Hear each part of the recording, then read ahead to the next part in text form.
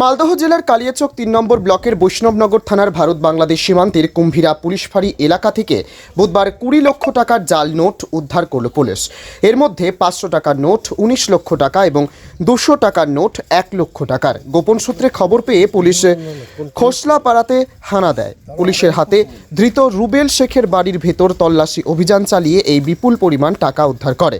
উল্লেখ্য, বৈষ্ণবনগর থানার খোসলাপাড়ার রুবেল শেখ ওই এলাকার একজন কুখ্যাত অপরাধী। পুলিশের হাতে সে ধরা পড়ার পর তাকে জিজ্ঞাসাবাদ করে পুলিশ এই বিপুল পরিমাণ জাল টাকার হদিশ পেয়ে তা উদ্ধার করে।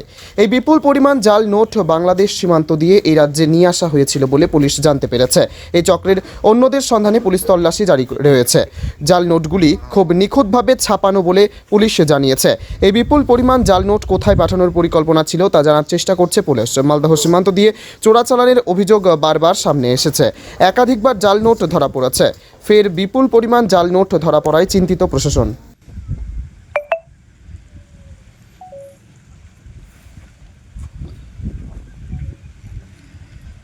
স্যার ভিডিও ক্লোজ করবো না? না কন্টিনিউ থাকবে ভিডিও। তারাও আরও অল্প সময় লাগবে, বেশি লাগবে না।